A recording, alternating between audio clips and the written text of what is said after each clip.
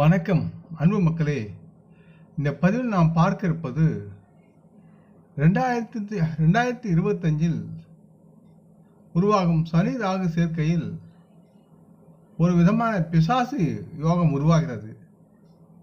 இதில் அதிகமாக பாதிக்கப்படக்கூடிய ராசிகளாக மிதுனம், துலாம், கும்பம் ஆகிய இந்த 3 ராசிகள் அதிக பாதிக்கப்படும் என்று தெரிகிறது.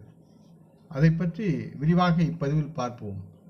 இந்த பதிவை பார்க்கும் கேட்கும் அன்பர்கள் யாவரும் லைக் செய்து சப்ஸ்கிரைப் செய்து பகிர்வது நல்லது. 2025 ஆண்டில் சனி மற்றும் ராகுக்கு இடையே ஒரு அரிய மற்றும் தீவிரமான கிரக சேர்க்கை நடைபெறுகிறது. சோதிடத்தில் இதை பிசாசு யோகம் என்று அழைக்கப்படுகிறது. இந்த இணைவு 12 ராசிகளுக்கு சாதக பாதகமான குறிப்பிடத்தக்க பலன்களை கொண்டு வரும் என்று எதிர்பார்க்கப்படுகிறது. மீனத்தில் நிகழும் இந்த கிரக சேர்க்கை நாட்டில் கடுமையான கர்ம சக்தியை கொண்டு செல்வதாக நம்பப்படுகிறது. அதனால் ஒவ்வொருவரும் நலமாக இருக்க வேண்டும். இந்த வாழ்க்கையில் நிகழ்வுகள், உறவுகள் மற்றும் ஒட்டுமொத்த நல்வாழ்வை பாதிக்கும் தன்மை இந்த சேர்க்கை இருக்கும். இந்த பிசாச யோகம் என்பது சனி ராகும் ஒரே ராசியில் சேர்ந்தால் பிசாச யோகம் உண்டாகிறது. 2 கிரகங்களும் தீங்கு விளைக்கும் கிரகங்களாக கருதப்படுகின்றன. மேலும் அவற்றின் கலவையானது உலகத்தில், நாட்டில், மக்களில் ஏகப்பட்ட சவால்கள், மாயைகள் மற்றும் தடைகளை அதிகரிக்கும். இந்த கிரக சேர்க்கையானது பெரும்பாலும் மக்களின் மனக்குழப்பம், பயம் மற்றும் விரக்தியின் சூழல்களை உருவாக்கி மக்களை துன்பப்படுத்தும். உலகத்தில் உள்ள மக்கள் யாவரும் துன்பத்தில் ஆடக்கூடிய சூழலும் இருக்கிறது. இருப்பினும் கடந்த கால கர்மாக்களின் தீர்க்கவும் விடாமுயற்சி மற்றும் ஒழுக்கத்தின் மூலம் ஆன்மீக ரீதியில் இதிலிருந்து நலம் பெறுவதற்கான வாய்ப்புகளையும் பெறலாம். அதற்கு குடும்ப குலதெய்வத்தையும் இஷ்ட தெய்வத்தையும் நல்ல ஒரு ஒழுக்கமுடன் நடக்க வேண்டிய சூழல் இருக்கிறது. மார்ச் 29, 2025 முதல் அனைத்து ராசி மக்களுக்கும் குறிப்பிடத்தக்க இந்த பிசாசு யோகத்தால் மாற்றங்கள் உருவாகும் என்று நம்பப்படுகிறது. ஆகவே சற்று எச்சரிக்கையுடன் 12 ராசிகளும் நலமாக இருக்க வேண்டும். பிசாசு யோகத்தால் முக்கியமாக மிதுனம், துலாம், கும்பம் ஆகிய இந்த 3 ராசிகள் அதிகம் பாதிக்கப்படும் ராசிகளாக இருக்கிறார்கள். மிதுன ராசி மக்களுக்கு சனி ராகு இணைவதால் தொழில் மற்றும் தனிப்பட்ட உறவுகளில் மன அழுத்தம் ஏற்படும் சூழல் இருக்கிறது. மற்றும் தவறான தகவல் தொடர்பு மற்றும் தவறான புரிதல்கள் அதனால் ஏற்படலாம். இது தங்களின் பணியிடத்திலோ, குடும்பத்திலோ, வீட்டிலோ, உறவுகளிலோ தகராறுக்கு வழிவகுக்கும். இந்த நேரத்தில் தங்களுடைய நிதி, பொருளாதாரம் யாவும் உறுதியற்ற தன்மையை சாத்தியமாகும்.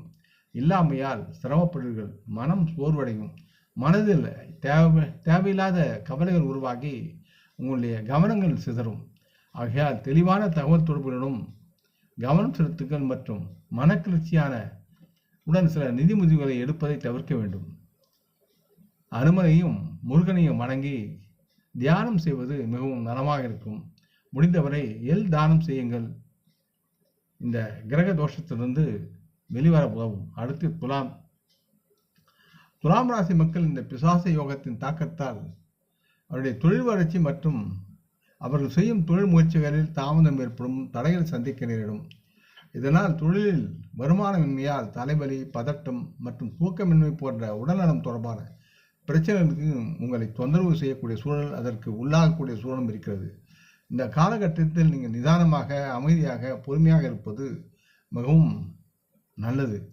அவசரப்பட்டு தேவையற்ற செயல்பாடுகள் இறங்குவதை தவிர்ப்பது அவசியமாகிறது. எப்பொழுதும் பொறுமையாக இருங்கள் மற்றும் நீண்டகால இலக்குகளில் கவனம் செலுத்துங்கள். நடப்பதை கூர்ந்து கவனித்து உங்களுக்கு தேவையானவற்றை செயல்படுங்கள். பெரிய முதலீடுகளை தவிர்க்க வேண்டிய சூழல் இருக்கிறது. பெரிய சிறிய முதலீடுகளை தவிர்த்து இருப்பதை சிக்கனமாக செலவிது வாழ்வில் முன்னேற்றம் செய்யக்கூடிய பகுதியில் செய்யுங்கள். கடுகு எண்ணெய் தீபம் ஏற்றி சனி பகவானுக்கு அர்ச்சனை செய்யுங்கள். யாவும் நலமாகும்.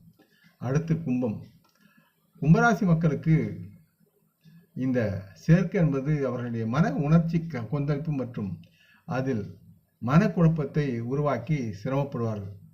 குறிப்பாக குடும்பம் மற்றும் சமூக உறவுகளில், தொழில் வாழ்க்கையில் சில பின்னடைவுகளையும் நஷ்டத்தையும் காணலாம்.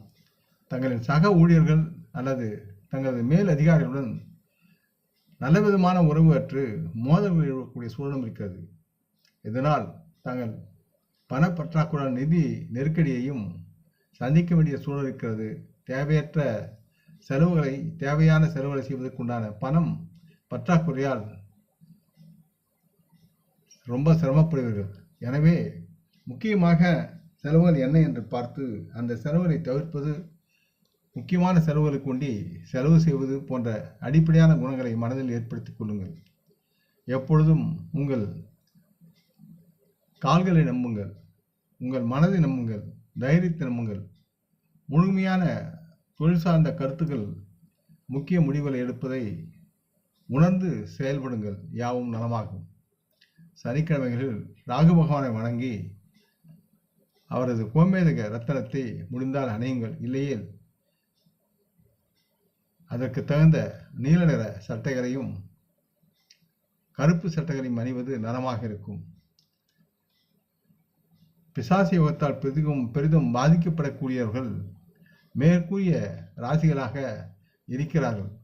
ஆகவே அதிலிருந்து தப்பிப்பதற்குண்டான செயல்பாடுகள் நீங்கள் உண்மையுடனும் நேர்மையுடனும் ஆத்மார்த்த அர்ப்பணிப்புடன் செயல்பட வேண்டிய அமைப்பு உங்களுக்கு இருக்கிறது.